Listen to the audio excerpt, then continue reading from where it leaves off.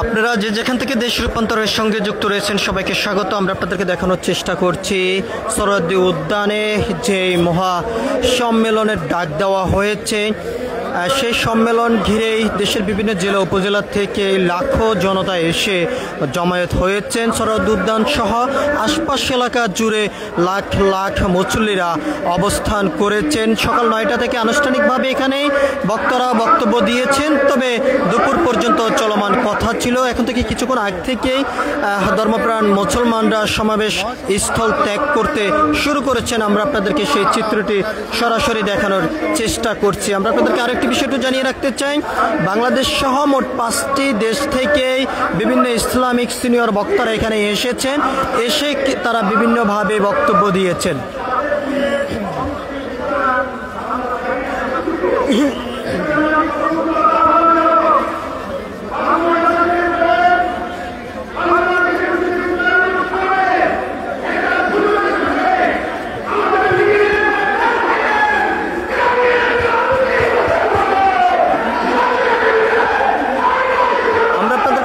চেষ্টা করছি ধর্মপ্রাণ মুসলমানরা দেশের বিভিন্ন জেলা উপজেলা থেকে এসেই সমাবেশকে ঘিরেই সোহরাওয়ার্দী উদ্যান সহ বিভিন্ন আশপাশ এলাকাতে তারা অবস্থান করেছেন। সোহরাওয়ার্দী উদ্যান থেকে তারা মাঠ ত্যাগ করতে আমরা দেখতে পাচ্ছি। আমরা আপনাদেরকে সেই চিত্রটি সরাসরি দেখানোর চেষ্টা করছি।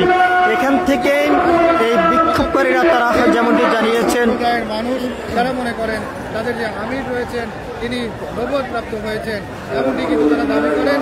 এবং এই মিথ্যা দাবির প্রেক্ষিতে সারা বিশ্বের মুসলমানরা কিন্তু একত্রিত, এবং সেই সঙ্গে সারা বাংলাদেশের মুসলিম সম্প্রদায়ের মানুষ কিন্তু আজ একত্রিত হয়ে রাজধানীর সোহরাওয়ার্দী উদ্যানে এসে সমাবেশ করছেন এবং বিক্ষোভ করছেন।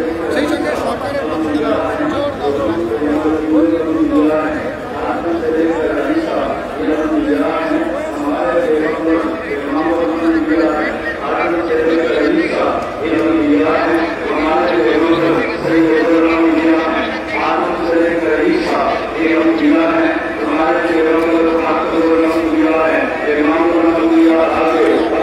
আপনারা যে যেখান থেকে দেশ রূপান্তরের সঙ্গে যুক্ত রয়েছেন সবাইকে স্বাগত। আমরা আপনাদেরকে দেখানোর চেষ্টা করছি সরাসরি সোহরাওয়ার্দী উদ্যান থেকে যুক্ত হয়ে দেশের প্রতিটি জেলা উপজেলা থেকে এই ভোর থেকে সোহরাওয়ার্দী উদ্যানে আসতে শুরু করেছেন, এবং এখানে মুসল্লিরা অংশগ্রহণ করে তারা যে দাবিটি তুলেছেন সেই